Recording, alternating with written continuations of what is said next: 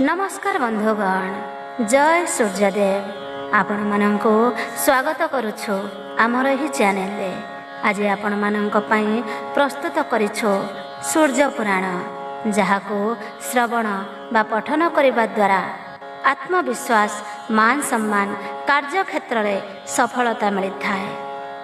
भय एवं रोग नाश होई थाए, सुख समृद्धि प्राप्त होई थाए। सकाळे सूर्यदेव को जल अर्पण करंतो एवं एही पुराण गोटे अध्याय हो पछे संपूर्ण शुणंतो। प्रथमे आसंतो सूर्यदेवंकर स्तुति पाठ करिबा, तापरे आरंभ करिबा सूर्य पुराण। चैनल रे जदि नुआ अछंती चैनल को सब्सक्राइब कर दियंतो एवं बेल आइकन को प्रेस कर दियंतो। कमेंट बॉक्स रे जय सूर्यदेव बोली लिखा को जम्मा भूलंतु नहीं। तेबे आसंतो आरंभ करिबा सूर्यदेवंक स्तुति। जय जय आदि देव, जय निराकार, जय जय सहस्रांशु, जय दिवाकर। धवल अम्बुज धर, कश्यप तनुज, महापाप हर देव, तेजराज सूर्य। महारौद्र महाज्ञानी, सर्वलोक स्वामी, छाया प्राण धन, जय जय अंतर्जामी। कोटि तेज राशि घेनी, दिशुछ सुंदर, तिमिर विध्वंसी प्रतिभा, आनंद भास्कर। बनज कुसुम सम, श्रीअंग सुषमा, स्वतः प्रदीप्त तनु, नाही ता उपमा। कंठे हार कर्णे स्वर्ण, कुंडल शोभित, बहु अछि कुंडलरु अमृत निरत। जय देव देव जय, आदित्य हृदय, जय जय नारायण, जय मृत्युंजय। जय मारकंड सर्व रोगनाशकारी, प्रणति जनर हृदय पापतापहारी। जय दिनेश पद्मेश, सुरेश हृदेश, कृपनि विरूप राशि, अनंत शेष। लोहित चंदनाधि हे, ग्रह कुलपति, विरंची नारायण हे, घेनम विपत्ति।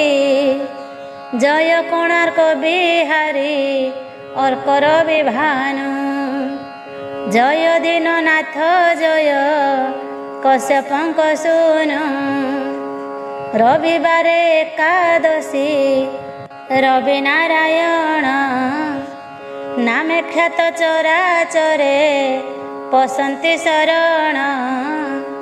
जोग कल्पा छाया माया, हृदय ईश्वर, कल्याणकारी तुमे जीव जगतर।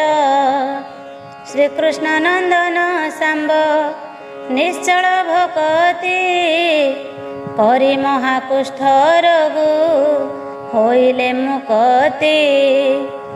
उदयाचल बिहारी, घेनम आरती, दीनबंधु स्थावर हे, जंगम विभूति।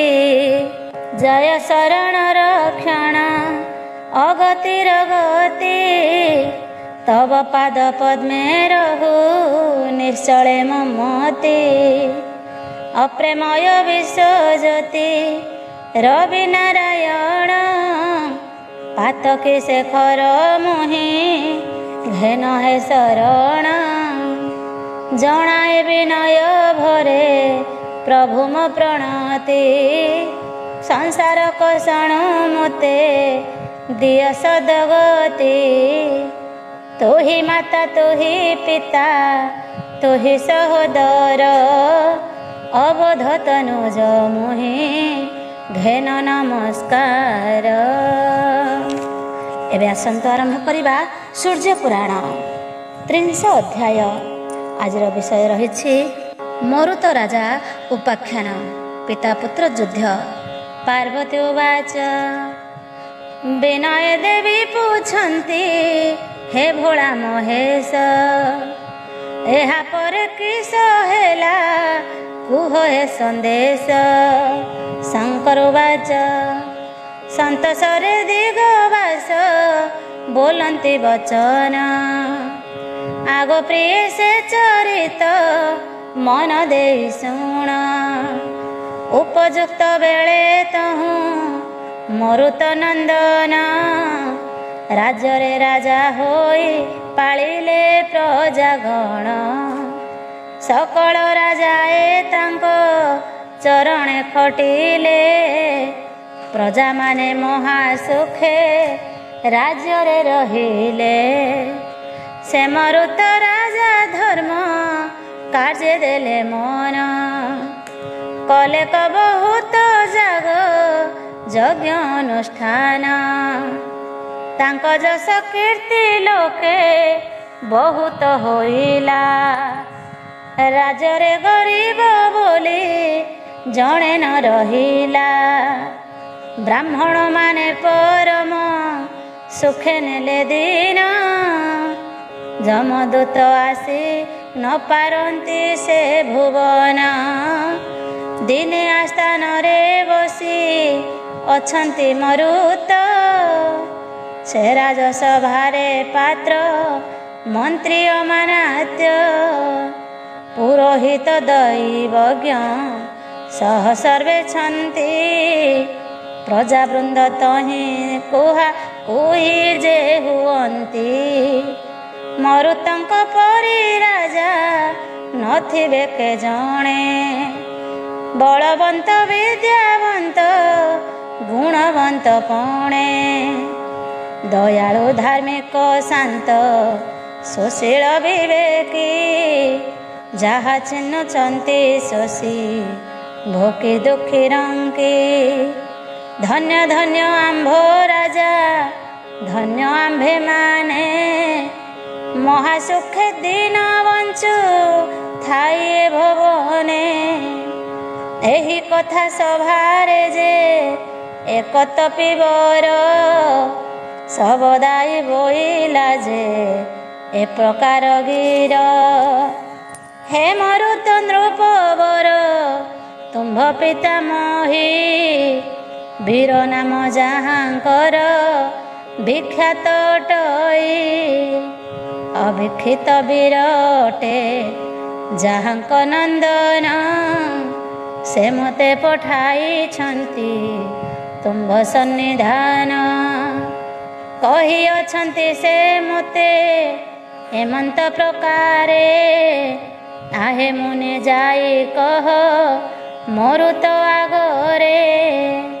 7 जन तपस्वींक बिना अनुरोधे सर्प माने दंशी छन्ति अतिशय क्रोधे।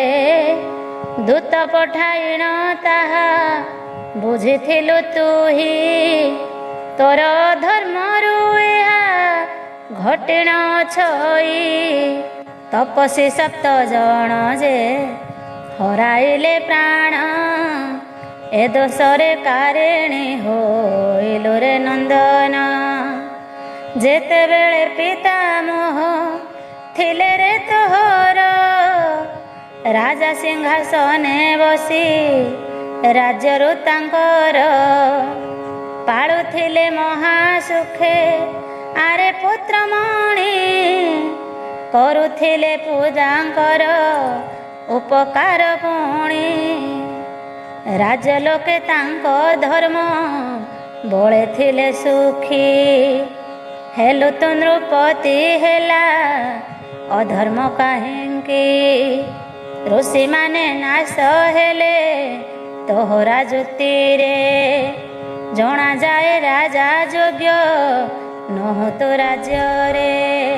एही सूर्य वंशे जेते जेते राजा थिले नथिला एमंत घटी कारा ज्योति बेले। ताहांक वंशे तु जन्म ହେଲୁ ନୃପବର ପବିତ୍ର ବଂଶେ କଳଙ୍କ ରଖିଲୁ ଅପାର। ରାଜସୁଖ ଭୋଗେ ମତ ହୋଇଅଛୁ ତୁହି। କିଏ ବା ଇନ୍ଦ୍ରିୟ ବସେ ଏବେ ପୁଛ ତୁହି। କିଏ ବା ଉତ୍ତମ ଦୂତେ ତୋ ପାଖେ ନାହାନ୍ତି। ତେଣୁ ରାଜ୍ୟ ଘଟିଅଛି ଏ ମହାବିପତ୍ତି। ଗର୍ଗ ଋଷିଙ୍କ ଆଶ୍ରମେ ରହିଥିଲି ମୁହିଁ। ସାକ୍ଷାତ ସର୍ପଙ୍କ ଅନ୍ୟାୟକୁ ଦେଖି ରହି। ଘୋର ଗର୍ଜନ କରି ମହାନାଗ ଆସି ଯଜ୍ଞ କୁଣ୍ଡେ ମଳ ମୂତ୍ର କଲେ ତ୍ୟାଗ। ନଦୀ ପୋଖରୀରେ ପଶି ବିଷ ଛାଡ଼ିଗଲେ। ଶପଥ ଋଷିଙ୍କି ଯଜ୍ଞ ଶାଳରେ ଦଂଶିଲେ। ଅନ୍ୟ ଋଷି ଏ ଭୟରେ ଗଲେ କପଳାଇ। ବୃକ୍ଷମାନଙ୍କରେ ଲୁଚି ରହିଲେ ସେ ଯାଇ। ରାଜଋତ ଜାଗ ଯଜ୍ଞ ହୋଇଲା ସପନ। କେଉଁପରି ଶସ୍ୟ ଉପୁଜିବରେ ନନ୍ଦନ। ଯହୁଁ ଆବିର୍ଭାଗ ନ ପାଇବେ ସନ୍ନ୍ୟାସୀର। କ୍ରୋଧ ହୋଇ ରାଜେ ବୃଷ୍ଟି ନ କରିବେ ନୀର। କ୍ରମେ କ୍ରମେ ପୃଥ୍ୱୀ ସିନା ହେବ ହତଶିରୀ। ତୋର ପିତାମହ କହି ଅଛନ୍ତି ଏପରି। ତାଙ୍କ କଥା ଅନୁସାରେ ଆସିଲ ଏଥୁ। ତୁମ୍ଭ ଆଗେ କହିଲି ଜାଣ ହେ ନରପତି। ସର୍ପଙ୍କ ଦର୍ପକୁ ଚୂର୍ଣ୍ଣ କରିଥାନ୍ତେ ଋଷି। କାଳାନଳ ରୂପ ଯେଣୁ କରି ସେ ତପସ୍ୱୀ। କିନ୍ତୁ ଅଧିକାରଟି ଯେ ତାହାଙ୍କର ନାହିଁ। ତେଣୁ ପୃଥିବୀରେ ଜଣେ ଅଛି ନରସାଇଁ। କିପରି ବା ନାଗକୁ ସେ କରନ୍ତେ ବିନାଶ। ତେଣୁ ସର୍ବେ ମିଳି ପଠାଇଲେ ତୁମ୍ଭ ପାଶ। ତପସ୍ୱୀ ବଚନ ଶୁଣି ମରୁତ ରାଜନ। ନିଜକୁ ନିନ୍ଦା କରି ସେ ଉଠିଲେ ବହନ।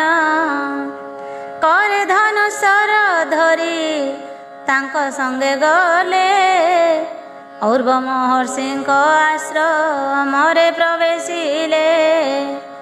ପିତାମହଙ୍କ ଚରଣେ କଲେ ଦଣ୍ଡବତ।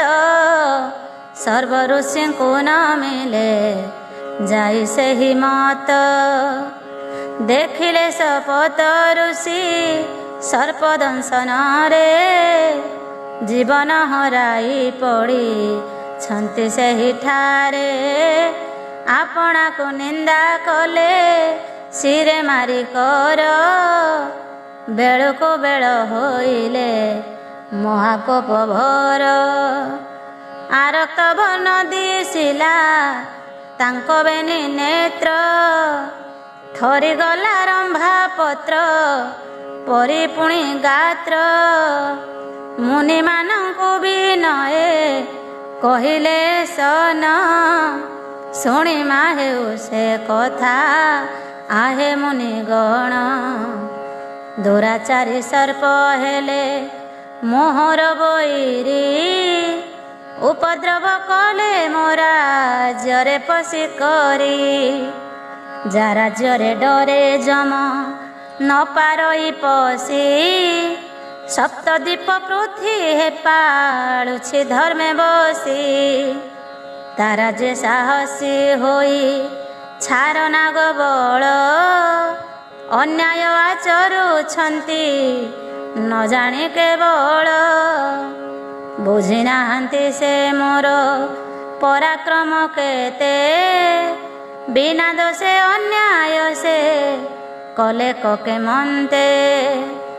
ଆଜି ତାଙ୍କୁ ଦେଖାଇବି ମୋର ବାହୁବଳ ହେମନ୍ତ କହିଣ କୋପେ ସେହି ନରପାଳ ଚଞ୍ଚଳେଶ୍ୱରାସନରେ ଚଢ଼ାଇଲେ ଗୁଣ ଟଙ୍କାର ଶବଦେ ମହି କଲେ କମ୍ପମାନ ଦଶନେ ଅଧର ଚାପି ଚାହିଁଲେ କ୍ରୋଟରେ ସମ୍ବର୍ତ୍ତକ ଅସ୍ତ୍ର ଗୋଟି ଧଇଲେ ହସ୍ତିରେ ତାତେ ଯେ ସୂର୍ଯ୍ୟ କିରଣ ମଳିନ ଦିଶିଲା ନାଗବଳ ମାନଙ୍କର ଦେହ ଜଳିଗଲା ତହିଁ ଅତ୍ୟନ୍ତ ବ୍ୟାକୁଳେ ସେହି ନାଗକୂଳ ବୋଇଲେ କରୁଣ ସରେ ଏମନ୍ତ ସକଳ ଆହେ ପିତା ରକ୍ଷା କର ଗଲା ଏ ଜୀବନ କେ ବୋଇଲା ଗୋମାତ ଗଲା ମୋର ପ୍ରାଣ କେହ ବୋଇଲା ଜ୍ୱାଳାରେ ଛଟପଟ ହୋଇ ଆରେ ପୁତ୍ର ପ୍ରାଣ ଗଲା ରଖ ଆସି ତୁହି ଦେହ ଜଳି ଯାଉଅଛି ପରିତ୍ରାଣ ନାହିଁ ଏ ବିପତ୍ତି କାଳେ ସାହା ହୋରେ ତନଇ ଚାହୁଁ ଚାହୁଁ ହାହାକାର ଶବଦ ଉଠିଲା ସେ ଶବଦେ ଆକାଶ ପାତାଳ ପୁରି ଗଲା ତହୁଁ ସର୍ପମାନେ ସେହି ସ୍ଥାନ ଛାଡ଼ି କରି ପଳାଇ ଗଲେ ସକଳେ ଭଏ ଥରି ଥରି ଯେଉଁଠାରେ ଥିଲା ଅବିକ୍ଷିତର ଘରଣୀ ଯା ନାମ ଭାମିନୀ ସେହୁ ମରୁତ ଜନନୀ ତା ଚରଣେ ସର୍ପମାନେ କଲେ ଯେ ଦଇନି ବୋଇଲେ ଶରଣ ଗଲୁ ତୋ ପାଦେ ଜନନୀ ତୁ ଯେବେ ନ ରଖିବୁ ମରିବୁ ନିଶ୍ଚୟ ଆମ୍ଭମାନଙ୍କ ଦୁର୍ଦ୍ଦଶା ହେଲା ଅତିଶୟ ପୂର୍ବେ ରକ୍ଷା କରିବାକୁ କରିଛୁ ମା ସତ୍ୟ ନାଗବଳଙ୍କୁ ବିନାଶ ଅଛି ତୋର ସୁତ ଏ ଘୋର ବିପଦ ରକ୍ଷା କର ଗୋ ଜନନୀ କୁମରକୁ ନିବାରଣ କର ଏହି କ୍ଷଣି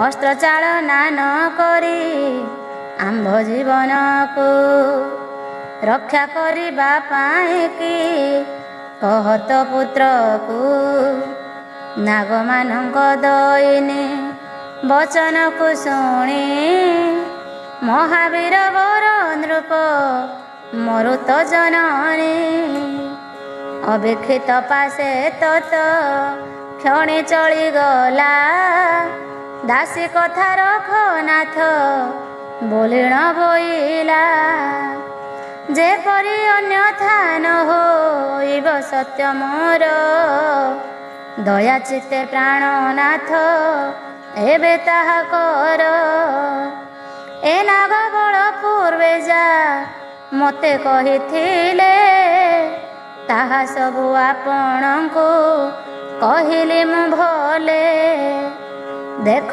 ଭୟରେ କାତର ହୋଇ ସର୍ପଗଣ ମୋ ଚରଣ ତଳେ ପଶି ଅଛନ୍ତି ଶରଣ ମରୁତକୁ ନିରୋଧୀ ନାଗଙ୍କର ରକ୍ଷା ଉଡ଼ୁ ତୁମ୍ଭ ଶରଣର କ୍ଷଣ ବାନା ଦୀକ୍ଷା ମୁଁ ତୁମ୍ଭ ଚରଣ ତଳେ ମାଗୁଛି ଶରଣ ରକ୍ଷା କର ଏ ନାଗଙ୍କୁ ଆହେ ଜୀବଧନ ଏହି କଥା ଶୁଣି କର୍ଣ୍ଣେ ସେହି ଅବିକ୍ଷିତ ବୋଲଇ ଗୋ ପ୍ରିୟ ସଖୀ ଯାଉଛି ତୁରିତ ଏ ସମସ୍ତ କଥା ମରୁ ତାକୁ କହିବାଇଁ ମୋହର କଥାକୁ ଯଦି ନ ମାନିବ ସେହି ତେବେ ମୁଁ କିସ କରିବି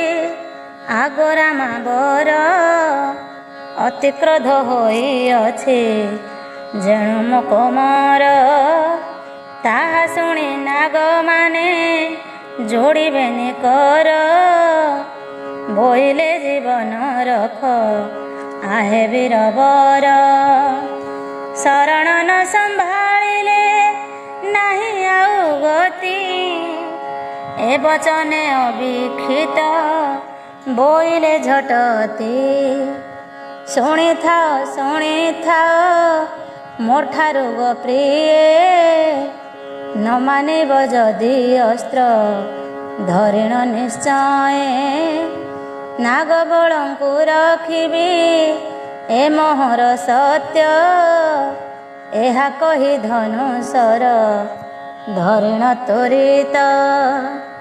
ଅର୍ବ-ମୁନିଙ୍କ ଆଶ୍ରମେ ପ୍ରବେଶ ହୋଇଲେ କରେ ଧନୁ ଧରିଛି ଯେ ପୁତ୍ରକୁ ଦେଖିଲେ। ଧନୁରେ ସନ୍ଧିଛି ବୀର ସମ୍ବର୍ତ୍ତକ ସର କ୍ରୋଧରେ ଥରୁଛି ତାର ଭ୍ରୁଲତା ଅଧର। କାଳରୁଦ୍ର ମୂର୍ତ୍ତି ପରି ଦିଶଇତା ଦେହ ଅଗ୍ନିଶିଖା ଉଠେ ସେ ଅସ୍ତ୍ରରେ ଅତିଶୟ। ସେହି ତେଜେ ତ୍ରିଭୁବନ ଦଗଧ ହୋଇ ତାହା ସହିବାର ନାଗଙ୍କର ଶକ୍ତି ନାହିଁ। ଦେବାସୁରେ ଜାତେଜକୁ ନ ପାରିଲେ ସହି ଅବିକ୍ଷିତ ଭାଳେ ସେ ପ୍ରଚଣ୍ଡ ଅସ୍ତ୍ର ଚାହିଁ। ନିଶ୍ଚୟ ସରେ ଜଳି ଯିବେ ନାଗକୁଳ ରଖି ନ ପାରିବେ ଲବେ 10 ଦିଗପାଳ। ଏତେ ବିଚାରିଣ ମନେ ଅବିକ୍ଷିତ ବୀର ଉଚ୍ଚେ ବୋଇଲେ କସବ ଦାୟୀ ପ୍ରକାର। ରେ ପୁତ୍ର ମରୁତ ଏହି ଭୀଷଣ ଶରକୁ ନିକ୍ଷେପ ନ କର ଘେନି ମୋହର ଗିରକୁ। କ୍ରୋଧ ପରମ ଶତ୍ରୁଟି ପ୍ରାଣୀମାନଙ୍କରେ କହୁଛି ମୁଁ କ୍ରୋଧ ଆଉ ନରଖ ମନରେ। ମରୁତ ନରେଶ ଶୁଣି ପିତାଙ୍କ ବଚନ ନମସ୍କାର କରି ବୋଲେ ବିନୟ ସନ। ହେ ପ୍ରିୟର ଏ ସର୍ପ ଅଟନ୍ତି ବଡ଼ ଦୋଷୀ ବୃଥାରେ 7 ଋଷିଙ୍କୁ ଅଛନ୍ତି ଏ ଦଂଶୀ। ଏହାଙ୍କ ଦର୍ପକୁ ଆଜି ଦେବି ଚୁନା କରି ମୋରା ଯେ ପଶି ଅନୀତି କଲେ କିପରି। ମୁନିମାନଙ୍କର ଯୋଗ ଯଜ୍ଞକୁ ନାସିଲେ ପୁଣି ଏହି ଆଶ୍ରମରେ ବହୁ କ୍ଷତି କଲେ। ଏ ବ୍ରହ୍ମଘାତୀଙ୍କୁ ନ ଛାଡ଼ିବି କେବେ ମୁହିଁ ନିଷେଧୁ ଅଛନ୍ତି ପିତା ମୋତେ କାହିଁ ପାଇଁ। ନାଗବଳ ବଧିବାକୁ କରିଛି ମୁଁ ପଣ ଅବିକ୍ଷିତ ବୋଲେ ଆରେ ପୁତ୍ରମଣି ଶୁଣ। ନ ଜାଣି ନାଗ ବାବୁ ହୋଇଛନ୍ତି ଦୋଷୀ ମୋ ବାକ୍ୟ ପାଳି ଏବେ ଏହାଙ୍କୁ ନ ନାସି। ଯଶ ବା ଅଯଶ ହେଉ ତୋର ଆରେ ସୁତ ମୋର କଥା ରଖି ଅସ୍ତ୍ର ନ ଚାଳ ମରୁତ। ମରୁତ କହି ଯେବେ ଏ ପାପୀ ମାନଙ୍କୁ ନ ବଧିବି ମୁଁ ଦେଖିବି ଘୋର ନରକକୁ। ଅବିକ୍ଷିତ ବୋଲେ ଡରି ଏହି ନାଗଗଣ ଆସି ପଶିଛନ୍ତି ମୋର ପାଦରେ ଶରଣ। ଏଥିଯୋଗୁ କହୁଛି ରେ ଏହାଙ୍କୁ ନ ମାର। ଏମନ୍ତ ଶୁଣି ମରୁତ କଲେ ଉତ୍ତର आहे तात ଏହି ଦୁଷ୍ଟ ସର୍ପଙ୍କର ଦୋଷ କ୍ଷମା କରି ନ ପାରିବି କହୁଛି ଅବଶ୍ୟ। तात ହେ ରାଜ ଧର୍ମରେ ଏମନ୍ତ ଛଇ ଦଣ୍ଡ ଯୋଗ୍ୟକୁ ଦଣ୍ଡିବା ଉଚିତ ନଟଇ। ରକ୍ଷା କରୁଥିବେ ସାଧୁ ଜନଙ୍କୁ ନିରତେ ଏଥିରୁ ଅନ୍ୟଥା ହେଲେ କାଳ ଯମ ହାତେ। ଘୋର ନରକ ଯନ୍ତ୍ରଣା ଭୋଗିବାକୁ ହୁଏ କହୁଅଛନ୍ତି ଆପଣ କେହ୍ନେ ବାଇ ପ୍ରାୟ। କିପରି ରଖିବି ତବ କଥା ହେ तात ତହୁଁ ବୁଝାଇ କହିଲେ ବୀର ବିକ୍ଷିତ। ଶୁଣରେ ମରୁତ ବୀର ଶୁଣ ଯାକ ହୋଇ ମୋ ବଚନ ନ ପାଳିଲୁ ମୋର ପୁତ୍ର ହୋଇ। ବାରମ୍ବାର ତୋତେ କେତେ ଅନୁରୋଧ କଲି ଭୟାଳୁ ନାଗଙ୍କୁ ରକ୍ଷା କରିବି ମୁଁ ବୋଲି। ଶରଣ ରକ୍ଷଣ ଧର୍ମ ଅଟରେ ମୋ ଜାଣ ମୁଁ ଅଟେ ତାହାର ଯେହୁ ପଶିବ ଶରଣ। ପୁଣ୍ୟାତ୍ମା ହେଉ ଅଥବା ପାପୀ ହୋଇଥାଉ ଦୁର୍ଜନ ସୁଜନ ଯାହା ଇଚ୍ଛା ତାହା ହେଉ। ଅବଶ୍ୟ ମୁଁ ତା ନିମନ୍ତେ ଦେବୀରେ ଜୀବନ ରେ ଦୁଷ୍ଟ ନନ୍ଦନ ଏ ମୁଁ ନିଜ କର୍ମ ଜାଣ। ତୁ ବା ମନେ କରିଛୁ ମୋ ସମାନେ କେହି ଏ ମହିମଣ୍ଡଳେ ଧନୁର୍ଦ୍ଧର ଆଉ ନାହିଁ। ମୋ ବୀରପଣ ମୁଁ ଆଜି ତୋତେ ଦେଖାଇବି ଅତି ଅହଙ୍କାର ମନେ ବଇଛୁ ତହିଁକି। ମୋ ବୀରପଣ ମୁଁ ଆଜି ତୋତେ ଦେଖାଇବି ଏତେ କହି ସରାସନେ ଗୁଣ ଦେଲେ ଭାବି। ପ୍ରଚଣ୍ଡ ନଳ ସମ ହେଲେ କ୍ରୋଧମତି କାଳାନ୍ତକ ସରକୁ ସେ ଧଇଲେ ଝଟତି। ଦିଗ ବିଦିଗ ସହିତେ ବ୍ରହ୍ମାଣ୍ଡ କମ୍ପିଲା ଏକା ବେଳେ ତିନି ଭୁବନ ଯେ କମ୍ପି ଗଲା। ସ୍ୱର୍ଗରେ ଦେବତା ମାନେ ଥରହର ହେଲେ କି ହେଲା ବୋଲି ହାହାକାର କଲେ। କୈଳାସ ପର୍ବତେ ମୁଁ ଯୋଗେ ରହିଥିଲି ଧ୍ୟାନ ଭାଙ୍ଗି ଯାନ୍ତେ ମୁହିଁ ମଧ୍ୟ ଥରି ଗଲି। ଅମରାବତୀ ଭୁବନେ କମ୍ପିଲେ ବାସବ ଯକ୍ଷ ରକ୍ଷ ଗନ୍ଧର୍ବ କିନ୍ନର ଆଦି ସର୍ବ। ସାତ ସିନ୍ଧୁ ସଲିଳ ଯେ ପଡ଼ିଲା ଉଛୁଳି ପର୍ବତ ମାନେ କେତେ ପଡ଼ିଲେ କଟଳି। ଦବସରେ ଆକାଶେ ଯେ ହେଲା ଉଲ୍କାପାତ ହାହାକାର ଶବଦରେ ପୁରିଲା ଜଗତ। ତାହା ଦେଖି ଅତି ଉଚ୍ଚେ କହିଲେ ମରୁତ କିମ୍ପାଏ ଘୋର ଅନ୍ୟାୟ କରୁଛ ହେ तात। ଦୁଷ୍ଟ ସର୍ପଙ୍କୁ ମୁଁ ବଧ କରିବା ନିମିତ୍ତ ସମ୍ବର୍ଦ୍ଧକ ଶର ଧରିଥିଲି ମୋର ହସ୍ତ। ତୁମ୍ଭର ବଧ ଯଜ୍ଞ ମୁଁ ନୁହଁ ପିଅର କାଳାନ୍ତକ ଅସ୍ତ୍ର କିମ୍ପା ଧଇଲ ହେ କର। ତାତେ ଯେ ସକଳ ପ୍ରାଣୀ ଦୁଗ୍ଧ ହେଉଛନ୍ତି ମୋତେ ବୋଧିଲେ କି ତୁମ୍ଭେ ଲଭିବ ସୁଖ୍ୟାତି। ଅବିକ୍ଷିତ ବୋଲେ ବାଧା ହେଉ ମୋ କରମେ ମୋଠାରେ ଶରଣ ପଶି ଛନ୍ତି ନାଗମାନେ ଏ ଜୀବନ ପଛେ ତାଙ୍କ ଲାଗି ହରାଇବି ଅଥବା ତୋହର ପ୍ରାଣ ଏହି ସରେ ନେବି। କ୍ଷତ୍ରିୟ ବୀର୍ଯ୍ୟେ ମୁହିତ ହୋଇଅଛି ଜାତ, କ୍ଷତ୍ରିୟର ଧର୍ମ ଭଲ ରୂପେ ଅଛି ଖ୍ୟାତ। କିମ୍ପା କାପୁରୁଷ ପ୍ରାୟ କରିବି ମୁଁ ଭୟ, ମୋ ଆଶ୍ରିତ ପ୍ରାଣୀଙ୍କି କରୁଛୁ ତୁ ହି କ୍ଷୟ। ଏଣୁ କରି ମୋର ବଧ ଯୋଗ୍ୟ ଅଟୁ ତୁହି, ଏହି ଅସ୍ତ୍ରେ ନିଶ୍ଚୟ ତୋ ଜୀବନ ଘେନିବଇଁ। ଏହା ଶୁଣି ପୁଣି ଯହୁଁ ବୋଇଲେ ମରୁତ, ଏବେ କହୁଅଛି ଯାହା ଶୁଣ ଆହେ ତାତ।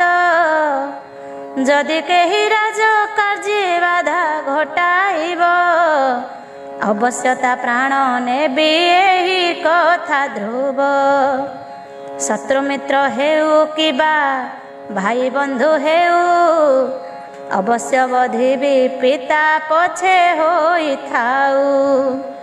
ଗୁରୁ ହୋଇଥିଲେ ମଧ୍ୟ କେବେ ନ ଛାଡ଼ିବି, ଏହେତୁ ତୁମ୍ଭ ଆଗେ ମୁଁ ବାଣ ପ୍ରହାରିବି। ଏଥିପାଇଁ କ୍ରୋଧ ଛାଡ଼ି ଦିଅନ୍ତୁ ଆପଣ, ନିଜ ଧର୍ମ ରକ୍ଷା କରିବି ମୁଁ ପିତା ଜାଣ। ହେ ପିତା ଏଥିରେ କିଛି ଦୋଷ ନାହିଁ ମୋର, ଏ ରୀତି ଦେଖିଣ ପିତା ପୁତ୍ର ଦୁହିଁଙ୍କର। ଭାର୍ଗବ ଆଦି ଯେତେକ ଥିଲେ ମୁନିଗଣ, ସକଳେ ହୋଇଲେ ଅତିଶୟ ଦୁଃଖ ମନ। ବୋଇଲେ ଆଉ ବିବାଦ ନ କର ଏଣିକି, ବଞ୍ଚାଇ ଦେଉଛୁ ଆମ୍ଭେ ସାତ ମୁନିଙ୍କି। ଏଥିରେ ସ୍ୱଧର୍ମ ରକ୍ଷା ହେଉ ଦୁହିଁଙ୍କର, ବୀରା ଭାମିନୀଏ ଦୁହେଁ ମିଳିଲେ ସେଠାର। ବୀରା କହିଲେ ଶୁଣରେ ପୁତ୍ର ବିକ୍ଷିତ, ତୋ ପୁତ୍ର ମରୁତ ଅଟେ ଧାର୍ମିକ ଅତ୍ୟନ୍ତ। ଭାବିନି ବୋଇଲେ ନିଜ ପୁତ୍ରକୁ ଅନାଇ, ଆରେ ପୁତ୍ର ତୋହର ଜନନୀ ଅଟେ ମୁହିଁ। ଏହି ନାଗଗଣ ନେଇଛନ୍ତି ମୋ ଶରଣ, ଏମାନଙ୍କ ପ୍ରାଣ ରକ୍ଷା କର ରେ ନନ୍ଦନ।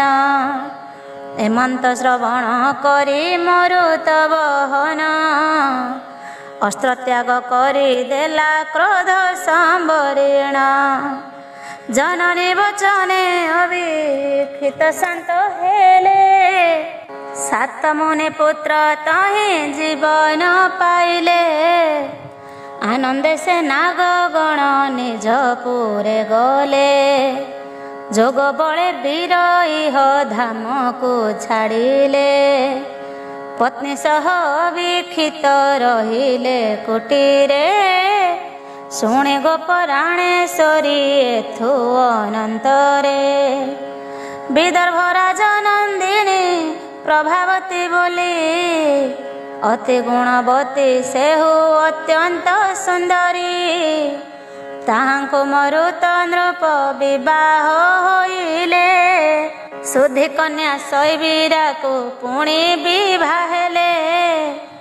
ମଗଧ ନୃପତି କେତୁ ବୀର୍ଯ୍ୟର ଦୁହିତା, ତା ନାମ ସୁକେଶୀ ସେହି ସର୍ବଗୁଣ ଯୁକ୍ତା।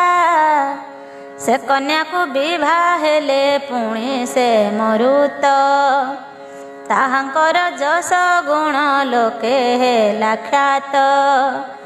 ମର୍ଦ୍ଦରାଜ କନ୍ୟା ସେ କୈକେୟୀ ନାମ ତାର, ପୁଣି ତାକୁ ବିଭା ହେଲେ ସେହି ନରବର। ସୌରିନ୍ଧି ନାମେ କୈକେୟୀ କୁମାରୀ ଯେ ଥିଲା, ମରୁତ ନୃପତି ତାକୁ ବିବାହ ହୋଇଲା। ସିନ୍ଧୁ ନୃପତି ନନ୍ଦିନୀ ନାମ ବପୁଷ୍ପତି, ତାକୁ ବିବାହ କରିଲେ ମରୁତ ନୃପତି।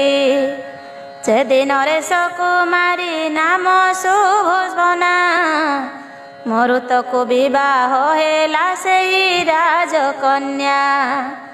18 ନନ୍ଦନ ହେଲେ ହାଙ୍କ ଉଦରୁ, ଆରେକ ସୁନ୍ଦର ଅଟେ ଏକ ପୁତ୍ର ଠାରୁ।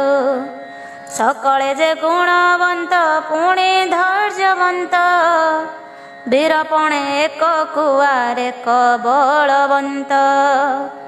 ତାଙ୍କ ମଧ୍ୟରେ ଜ୍ୟେଷ୍ଠ ନିରିଶନ୍ତି ନାମେ ପୁତ୍ର, ମହିମଣ୍ଡଳେ ସେ ଚକ୍ରବର୍ତ୍ତୀ ବୋଲି ଖ୍ୟାତ। ପିତା ସମ ପରଜାଙ୍କୁ ପାଳିଲା କସେହି, ଦମ ନାମେ ହେଲା ତାର ଗୋଟିଏ ତନଇ। ଧର୍ମେ ପ୍ରଜାଙ୍କୁ ପାଳି ସେ ସ୍ୱର୍ଗପୁରେ ଗଲେ, ପାର୍ବତୀଙ୍କ ଆଗେ ଏହା ଶଙ୍କର କହିଲେ। ଇକ୍ଷ୍ୱାକୁ ବଂଶ ଚରିତ ଏ ସୂର୍ଯ୍ୟ ପୁରାଣ, ଶୁଣିଲ ଟିକି ଗୌମା ସ୍ଥିର କରି ମନ। ସନ୍ତୋଷ ଲଭିଲେ ଉମା ଶିବଙ୍କ ବଚନେ, ଅଧର୍ମର ମନ ଥାଉ ସଦା ସେ ଚରଣେ। ଇତି ଶ୍ରୀ ସୂର୍ଯ୍ୟ ପୁରାଣେ ଶିବ ଉମା ସମ୍ବାଦେ ମରୁତରାଜୋପାଖ୍ୟାନ ବର୍ଣ୍ଣନମ୍ ନାମ 30 ଅଧ୍ୟାୟ। 31 ଅଧ୍ୟାୟ। ପାର୍ବତୀ ଉବାଚ ଈଶ୍ୱରଙ୍କୁ ଭକ୍ତି ଭରେ କହନ୍ତି ପାର୍ବତୀ, ସମସ୍ତ ଶୁଣିଲି ତୁମ୍ଭ ଠାରୁ ପ୍ରାଣପତି। ଆଉ କିଛି ସନ୍ଦେହ ଯେ ମୋହର ଛଇ, ଦୟାକରି କୁହ ନାଥ ସଂଶୟ ଫିଟାଇ। ସଂଜ୍ଞା ଦେବି ସୂର୍ଯ୍ୟ ତେଜ ନ ପାରିଲେ ସହି, ପିତା ଘରେ ରହିଲେ ସେ ମହାଭୟ ପାଇ। ଦେବ ଦିବାକର ତାହା ଜାଣିଲେ କି ନାହିଁ, ବିସ୍ତାରି ସେ କଥା ମୋତେ କହ ପ୍ରାଣ ସାଇ। ଶଙ୍କର ଉବାଚ ସତୀଙ୍କର ବାଣୀ ଶୁଣି କହନ୍ତି ମହେଶ, ମନ ଦେଇ ଶୁଣ ଦେବି ଏବେ ଯେ ରହସ୍ୟ। ସଂଜ୍ଞା ସୁନ୍ଦରୀର ହୀଣ ଥିଲେ ପିତା ଘରେ, ଦିନେ ବିଶ୍ୱକର୍ମା ତାଙ୍କୁ ଏମନ୍ତ ପ୍ରକାରେ। ବୋଇଲେ ତୁ ନିଜ ପତିଙ୍କି ଯେ ଛାଡ଼ି କରି, ତୋର ଧର୍ମ ନୁହେଁ ରହିବାକୁ ମୋର ପୁରୀ।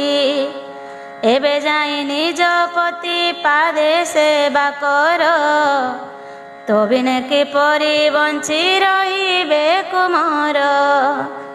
ଆଗମାତ ଶିଶୁ ହତ୍ୟା ଦୋଷ ହେବ ତୋର, ବିଶ୍ୱକର୍ମା କହନ୍ତେଣ ଏମନ୍ତ ପ୍ରକାର।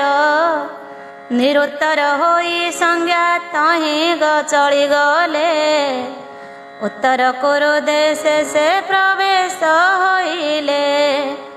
ବଡ଼ ଚାଅ ସ୍ୱରୂପରେ ସେହିଠାରେ ରହି, ଘୋର ତପ ଆଚରିଲେ ଶୁଚି ମନ୍ତ ହୋଇ। ଛାୟା ନାମେ ତାହାଙ୍କର ଯେଉଁ ପ୍ରିୟ ସଖୀ, ସଂଜ୍ଞା ରୂପେ ସୂର୍ଯ୍ୟଙ୍କୁ ସେ ବହି ହୋଇ ସୁଖୀ।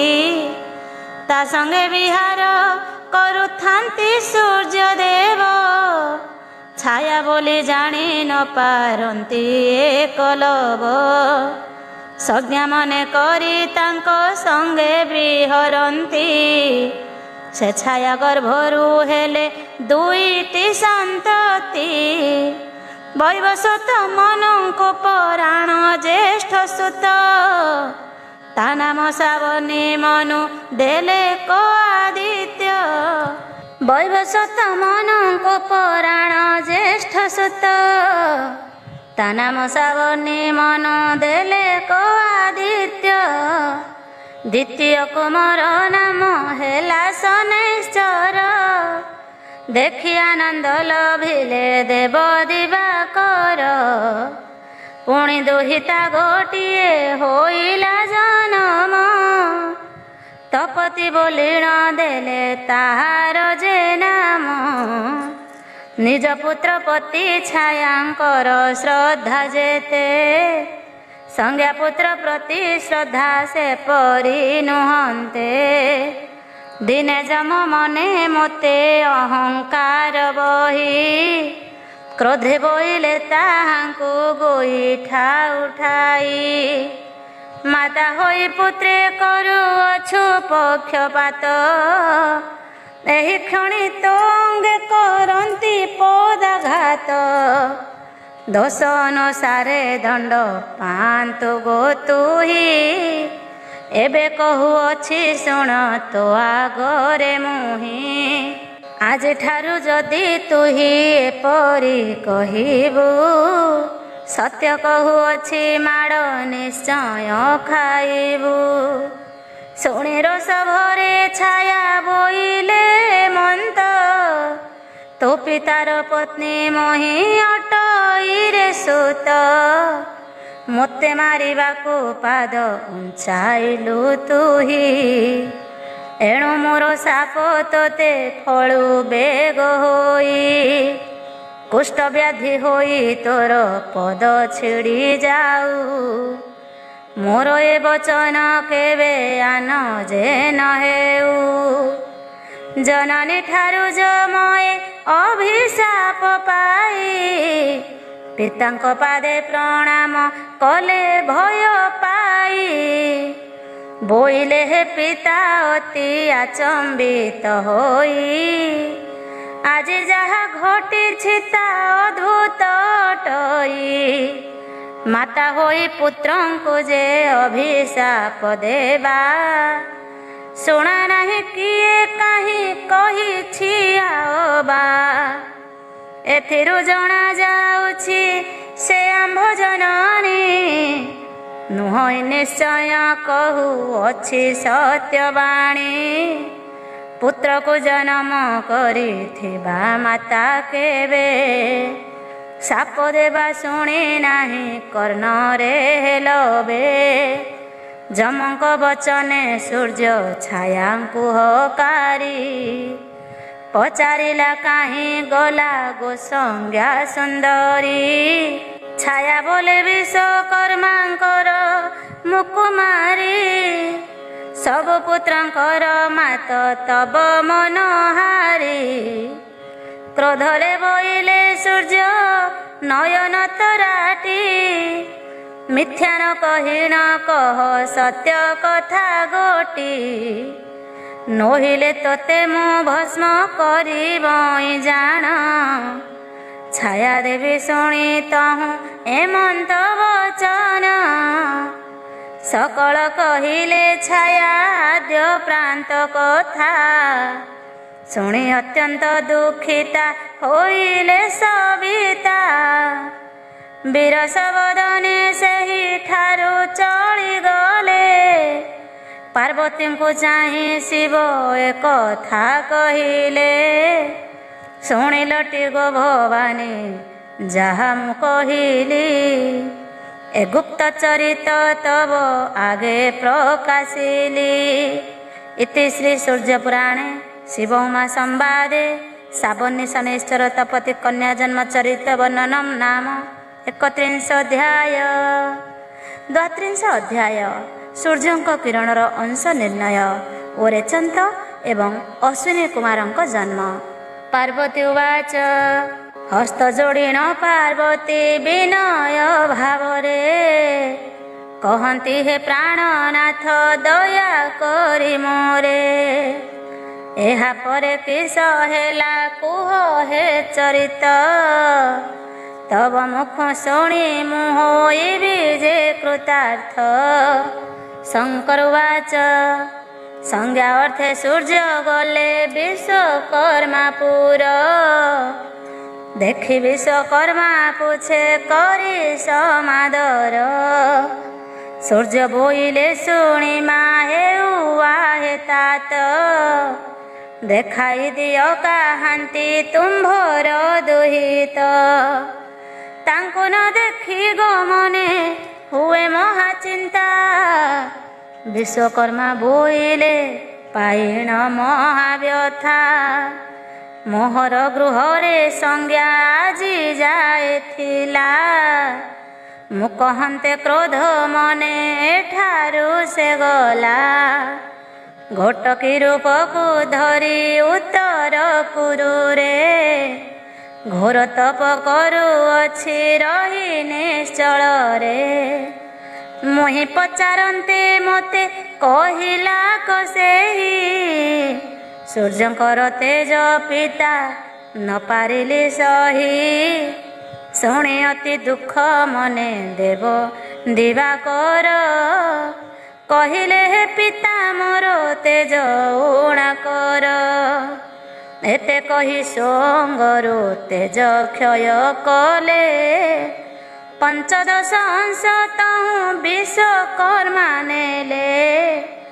ଏକ ଅଂଶ ରଖି କରି ଆଉ ଅଂଶ ମାନ, ପରିତ୍ୟାଗ କଲେ ସୂର୍ଯ୍ୟ ଭାବି ନିଜ ମନ। ଦେଖି ବିଶ୍ୱକର୍ମା ହେଲେ ପରମ ସନ୍ତୋଷ, ବାଣ୍ଟି ଦେଲେ ବିଶ୍ୱକର୍ମା ସେ 15 ଅଂଶ।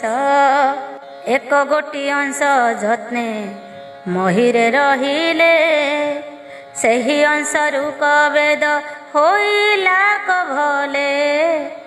ହରସ ମନରେ ଅନ୍ତରିକ୍ଷେ ଦେଲେ ଥୋଇ, ଆଉ ଏକ ଅଂଶକୁ ଯେ ବିଶ୍ୱକର୍ମା ନେଇ। ଯଜୁର୍ବେଦମୟ ସେହି ଅଂଶଟି ହୋଇଲା, ଆବର ଅଂଶଟି ପୁଣ ଶୁଣ ଯାହା ହେଲା। ତାହାକୁ ସ୍ୱର୍ଗେ ରଖିଲେ ନେଇ ପ୍ରଜାପତି, ସାମବେଦମୟ ସେହି ହେଲା ଗୁ ପାର୍ବତୀ। ମୋ ତ୍ରିଶୂଳେ ଏକ ଅଂଶ ଆଣି ସେ ରଖିଲେ, ବିଷ୍ଣୁଙ୍କ ଚକ୍ରରେ ଏକ ଅଂଶ ନେଇଦେଲେ। ଏହି ଶୂଳେ ଅର୍ଦ୍ଧ ଅଂଶ ଅଛିଟି ଉତ୍ତରୀ, ଆବର ଅର୍ଦ୍ଧ ଅଂଶକୁ 4 ଭାଗ କରି। ଭାଗେ କଷେ ଅଷ୍ଟବସୁଙ୍କର ଅସ୍ତ୍ର କଲେ, ଭାଗେ କଷେ ସୁରପତି ଅସ୍ତ୍ର ବୋଲାଇଲେ। ଭାଗେ ତ ସେ ପବନାସ୍ତ୍ର ହୋଇବ ସୁନ୍ଦରୀ, ଭାଗ করে অগ্নি অস্ত্র কলে সে তিଆରି। বজ্র অস্ত্রে ଏକ ଅଂଶ ରହିଛିଟି ଜାଣ, କୁବେରଙ୍କ ଜାନେ ଅଂଶେ ରହିଛି ପ୍ରମାଣ। ଯକ୍ଷଙ୍କର ପୁରେ ଅର୍ଦ୍ଧ ଅଂଶକୁ ରଖିଲେ, ଚନ୍ଦ୍ର ଦେହେ 16 କଳା ରଖିଲେ ସେ ଭଲେ। ଗ୍ରହ ନକ୍ଷତ୍ରେ ଗୋଟିଏ ଅଂଶ ଛନ୍ତି ରଖି, ସକଳ ଦେବଙ୍କ ଅସ୍ତ୍ରେ ଅଂଶେ କଜେ ରଖି। ଆଉ ଗୋଟିଏ ଅଂଶକୁ କଲେ 3 ଭାଗ, ମନେ ମନେ ବିଶ୍ୱକର୍ମା ବହି ଅନୁରାଗ। ପିନାକ ଗାଣ୍ଡିବ ଜଗବ ଧନୁ କଲେ, ପୁଣି ଅଂଶେ 4ଟି ଭାଗ କରିଦେଲେ। ବେନି ଭାଗ ଯମ ଦଣ୍ଡ କାଳ ଫାସେ ରଖି, ପାତାଳେ ରଖିଲେ ଭାଗେ ଆରେ ପ୍ରାଣ ସଖୀ। ଗରୁଡ଼ ବୃଷଭଙ୍କର ଠାରେ ଭାଗ ଦେଇ, ରଖିଲେ ବିଶ୍ୱକର୍ମାରେ ପ୍ରାଣ ସହି। ଏହିପରି ଯାନବାହନରେ ବାଣ୍ଟି କରି, ରଖିଲେ ଦେବ ବିନ୍ଧାଣି ବିଚାରି ବିଚାରି। ସୂର୍ଯ୍ୟଙ୍କର ଅଂଶ ଭୋଗ କଲେ ଏହି ପ୍ରାୟ, କହିଲେ ଯାହା ଗୌମାନ ମଣ ସଂଶୟ। ଏଥୁ ଅନ୍ତେ ଶୁଣ ଯାହା ହେଲା ପ୍ରାଣେଶ୍ୱରୀ, ଦେବ ଦିବାକର ଏକ ଅସ୍ୱରୂପ ଧରି। ଉତ୍ତର କୁରୁରେ ଯାଇଣ ସେ ପ୍ରବେଶିଲେ, ତହିଁ ଘୋଟକି ରୂପରେ ଆଉ ସଂଜ୍ଞା ରହିଥିଲେ। ପତିବ୍ରତା ଧର୍ମ ନାଶ ହେବ ଭୟଙ୍କର, ପିଠିଆଡ଼ ରକ୍ଷା କରି ଅତ୍ୟନ୍ତ ଯତ୍ନର। ସମ୍ମୁଖକୁ ଧୀରେ ଧୀରେ ନିକଟେ ହୋଇଲେ, ନିଜ ନାଶା ନେଇ ଅସନାଶାରେ ସେ ଦେଲେ। ସେନାଶା ରନ୍ଧ୍ରେ ନେତକୁ ଛାଡ଼ିଲେ ତପନ, ଅଶ୍ୱିନୀ କୁମାର ଜନ୍ମ ହେଲେ ସେହି କ୍ଷଣ, ହସ୍ତେ ଧରି ଖଡ଼୍ଗ ଚର୍ମ ବଜ୍ରବାଣ ତୃଣ, ସେହିଠାରେ ରେବନ୍ତ ଗୋ ଜାତ ହେଲେ ପୁଣ। ତକ୍ଷଣେ ନିଜ ରୂପକୁ ଧଇଲେ ମିହିର, ଅତି ମନୋହର ମୂର୍ତ୍ତି ଦେଖିଣ ତାଙ୍କର। ଆନନ୍ଦେ ସେ ସଜ୍ଞା ନିଜ ରୂପକୁ ଧଇଲେ, ଦିବାକରଙ୍କ ଆଗରେ ଯାଇ ଉଭା ହେଲେ। ସ୍ନେହ ଭରେ ସୂର୍ଯ୍ୟ ଦେବ କଲେ ଆଲିଙ୍ଗନ, ପତ୍ନୀ ଘେନି ଚଳିଗଲେ ଆପଣା ଭୁବନ। ଯମକୁ ପାଶେ ଡକାଇ ବୋଇଲେ ହେ ବୀର, ଭଲ ହେଉରେ ନନ୍ଦନ କୁଷ୍ଠ ବ୍ୟାଧି ତୋର। ପାଦ ବାଟେ କୃମି ମାନ ଯାଆନ୍ତୁ ବାହାରି, ଯେଣୁ ସଦା ଧର୍ମେ ମତି ଥାଏ ରେ ତୋହରି।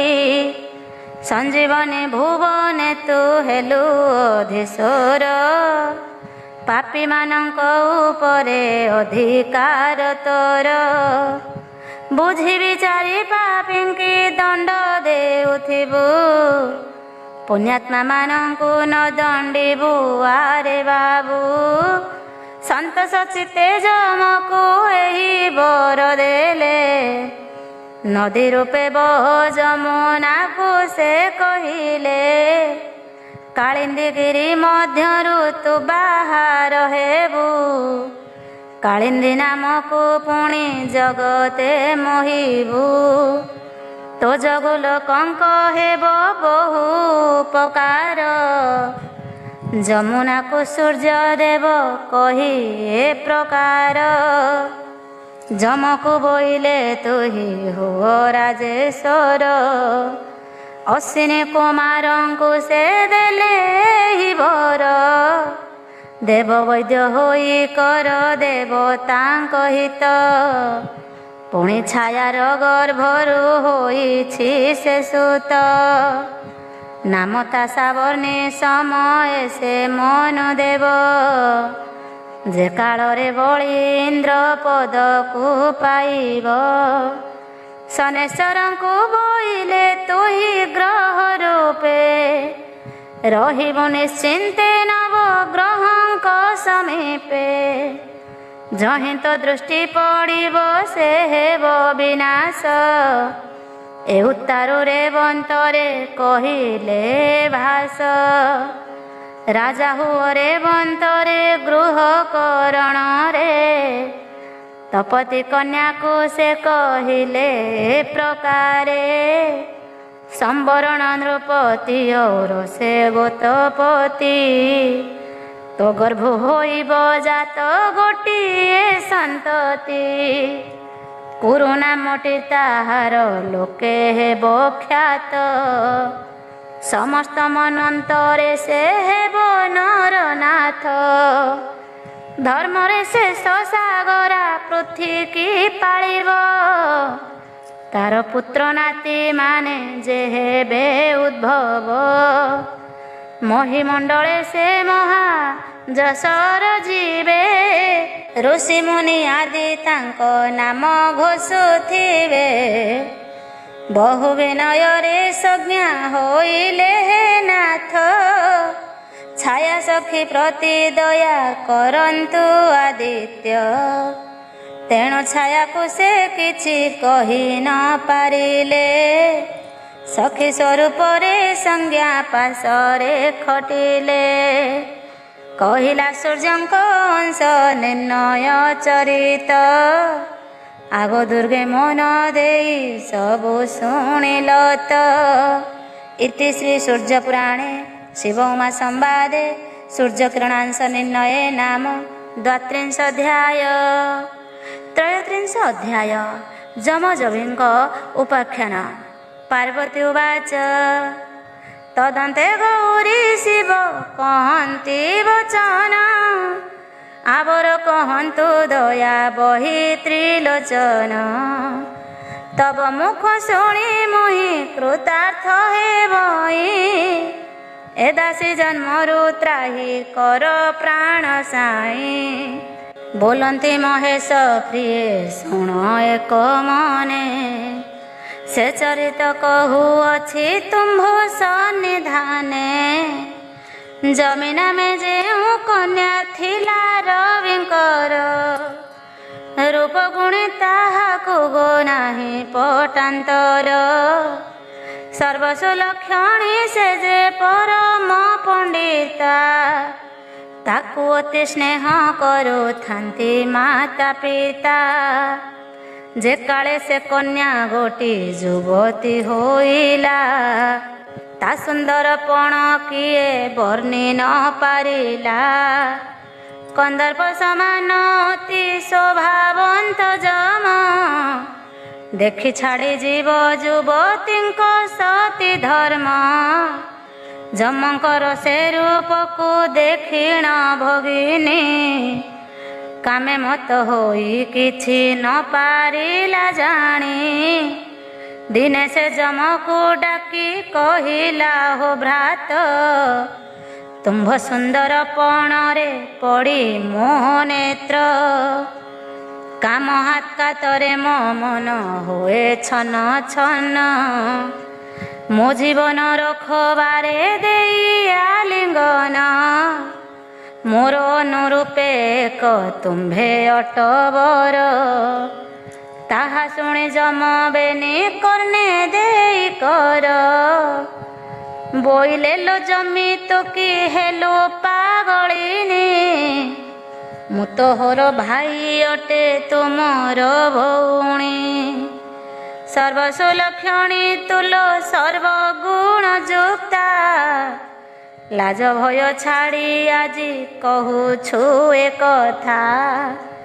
ଏମନ୍ତ ଶୁଣି ଯେ ଜମି ବିନୟ କହି, ଅନୀତି କଥା ମୁଁ କେବେ ନ କହଇ ଭାଇ। ଏଥିରେ କଦାପି ହେବ ନାହିଁ ତୁମ୍ଭ ପାପ, ପ୍ରାର୍ଥନା କରୁଛି ମନେ ନ କର ଯେ କୋପ। କଥିତ ଅଛି ସ୍ତ୍ରୀର ଯେ ମନ କାମନା, ପୁରୁଷ ପୂର୍ଣ୍ଣ ନ କରି କରଇ ଭର୍ସନା। ତାର ବହୁ ଅପରାଧ ହୁଏ ମୁଁ ଶୁଣିଛି, ଥରକୁ ଥର ମଦନ ମତେ ପୀଡ଼ୁଅଛି।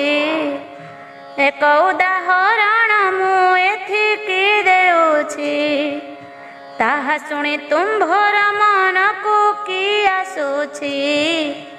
ଭଗିନୀ ମାନଙ୍କୁ ଦୈତ୍ୟ କରନ୍ତି ରମଣ, ତୁମ୍ଭ ଆଗେ କହୁଛି ମୁଁ ଏ ସତ୍ୟ ବଚନ। ଯେବେ ମୋର ପତି ତୁମ୍ଭେ ନ ହୋଇବ ଭାଇ, ନିଶ୍ଚୟ ସମୁଦ୍ର ଜଳେ ଝାସ ଦେବି ଯାଇ। ନୋହିଲେ ଜହର ଖାଇ ପ୍ରାଣ ହରାଇବି, ପ୍ରବୋଧି ଯମ କହି ପୁଣି ଭାବି ଭାବି। ଏହା କଲେ ମହାପାପ ହୋଇବଲ ଜମି, କିସନ କହିବେ ପିତା ଏହା କର୍ଣ୍ଣେ ଶୁଣି। ଲୋକ ଲଜ୍ଜାରେ ମୁଁ ଦାଣ୍ଡେ ଚାଲି ନ ପାରିବି, କହ କି ପ୍ରକାରେ ଲୋକ ନିନ୍ଦାକୁ ସହିବି। ଏପରି ଅଧର୍ମ କାର୍ଯ୍ୟ କରିବି କିପରି, ନ କହ ଆଉ ଏ କଥା ହେବ ପାପ ଭାରି। ଶୁଣି ଜମି କହେ ଯମଙ୍କର ମୁଖ ଚାହିଁ, ତୁମ୍ଭ ପାଦେ ଶରଣ ପଶୁଛି ଆହେ ଭାଇ। ଏକାମ ବାଣ ତାପରୁ ତ୍ରାହି କରବାରେ, ଶୁଣି ଯମ ଥର ହର ହେଲେ କ୍ରୋଧ ଭରେ। ନୟନ ଆରକ୍ତ ବର୍ଣ୍ଣ ଦିଶିଲା ତାଙ୍କର, ବେଳକୁ ବେଳ କମ୍ପିଲା ତାଙ୍କର ଧର। ବାରମ୍ବାର ବୁଝାଇଲି ଜମିଲ ମୁଁ ତୋତେ, ଶୁଣି ପୁଣି ସେହି କଥା କହିଲୁ ତୁ ମୋତେ। ଆଲୋ ପାପିଅସି ମୋ ଆଗରୁ ଯା ବାହାରି, ତୋ ମୁଖ ଚାହିଁଲେ ପାପ ବଢ଼ିବ ମୋରି। नहिले मु एही क्षणी साप देवी तोते एसबु कथा कहिबी पितांक अग्रते तहि भय जमी होई गला कंतर अंतर्जामी पुरुष जे देव दिवाकर जमकर ए रीति देखिण हेले तोष ताहांकु कले से संजीवनी पुरेश शुणिल तो सर्वाणी अपूर्व चरित जहा श्रवणे संसारु प्राणी हेब मुक्त। इति श्री सूर्यपुराणे शिव उमा संवादे जमिजम चरित वर्णनम नाम 33 अध्याय। जय सूर्यदेव।